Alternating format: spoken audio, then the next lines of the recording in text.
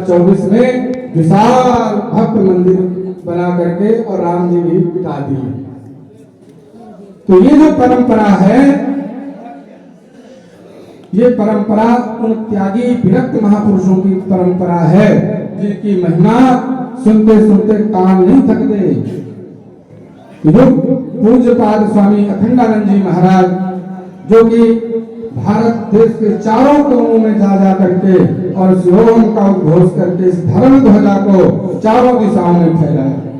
और महाराज श्री का जीवन, तो समय बहुत कम इसलिए मैं ज्यादा नहीं कहूंगा, महाराज श्री का जीवन तो इतना अद्भुत है कि हमें तो सामर्थ्य नहीं कि उस जीवन गाथा को हम गा सकें।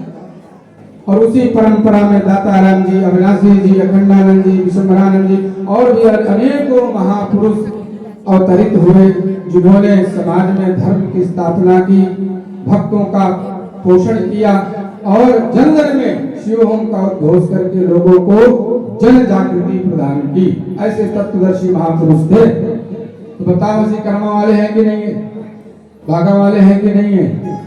ऐसे महापुरुषों को छोड़ करके और इधर उधर जो भटकते हैं, मत्था फोड़ते हैं, गंडे ताबीज बंधवाते हैं, तो बताओ उनका कल्याण होगा? कभी नहीं होगा। इसलिए दुख सुख ये हमारे अपने कर्मों का ही फल है। अगर जीवन में आए, इसे स्वीकार करके और जो है प्रभु का धन्यवाद करना चाहिए। तो ऐसे महापुरुषों के चरणों में श्रद्धांजलि, भावांजलि, पुष्पांजलि समर्पित करते हुए आज का ये जो समागम है, ये महाराज श्री के चरणों में ही समर्पित है। देवादिदेव महादेव ऐसी कृपा करण कि जो है इसी तरह साल बाद आपको कथा मिलती रहे। हमारा तो संकल्प है कि अगले वर्ष आपको राम कथा, हम लोग यहाँ पर राम कथा का आयोजन करेंगे। राम कथा तो इस साल ही करवाना था, तो भोले बाबा की कृपा कुछ और थी, कराना राम कथा था तो हो गई। शिव महापुराण बोलो राधे राधे राधे। ये कृपा है। जो राम कथा करने आना था तो उनके जो बाधक थे वो टाइम नहीं दे पाए, तो बोले महाराज मैं निवेदन कर रहा हूँ आप अगले साल। मैंने कहा कोई बात नहीं। फिर हमने व्यास जी को फोन किया, बोले महाराज वैसे तो समय नहीं है, पर आप कह रहे हो तो मैं जरूर आकर के आपको शिव पुराण सुनाऊंगा। चलो निवेदन स्वीकार किया और अपने सरल तरीके से, सहज तरीके से शिव महापुराण का सुंदर गायन किया। महादेव की कृपा हम सब पर बनी रहे, कृपा रहे तो अगले वर्ष हम लोग यहाँ पर राम कथा का आयोजन करेंगे। इसी तरह मेले चलते रहे, दरबार सजदा रहे, रौनक मेले चलते रहे। तो ये जो आयोजन है, मैं इस आयोजन को भगवान सदगुरु महाराज स्वामी विश्वम्भरानंद जी महाराज के चरणों में समर्पित करता हूँ और उनके चरणों में अरदास करता हूँ कि जो ਤੁਹਾਡੇ भक्त, ਤੁਹਾਡੇ सेवक, जिन्होंने अपने नेक खजाने में से जो भी इस भंडारे के लिए, इस कथा में जो भी उन्होंने दान किया, समर्पित किया, उनके खजाने हमेशा भरे रहे। उसी खजाने से हम लोग भी अपने काम चलाते रहे और ਤੁਹਾਡੇ भी काम चलते रहे। राधे राधे। काम तो ਤੁਹਾਡੇ को नहीं चलने। एक बार महाराज श्री से किसी ने पूछा था हमारे गुरुदेव से बटाले से, बोले महाराज आप तो महात्मा हो, आपको क्या करना पैसे से, आपको की लोड़ है पैसा दी? बोले हमें बिल्कुल लोड़ नहीं है। तो बोले आप लक्ष्मी जी का पूजन करते हो? बोले बिल्कुल करते। तो बोले लक्ष्मी जी आती है तो क्या कहते हो? तो बोले हम जब लक्ष्मी जी आती है तो हम इतना ही कहते हैं कि हमें तो लोड़ नहीं है, पर हमारे भक्तों के भंडार भरते रहे ना। जब उनके भंडार भरेंगे, जब हमें लोड़ पड़ेगी तो उसी भंडारे से हम भी निकाल के अपने काम कर लेंगे।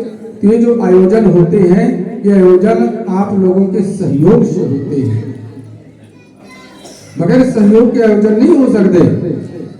और तुझे भी कोई कसर भी नहीं छोड़ दो। ऐसे ऐसे हमारे भक्त हैं, प्रेमी हैं। बोले महाराज चिंता नहीं करना, अहीं खड़े।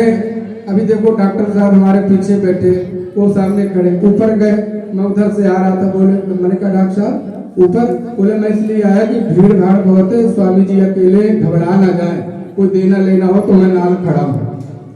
तो देखो ऐसे भक्त हैं। बोले महाराज जितना मर्जी करो, परवाह नहीं है। बोले पता है कि चंगे काम से लग रहा है।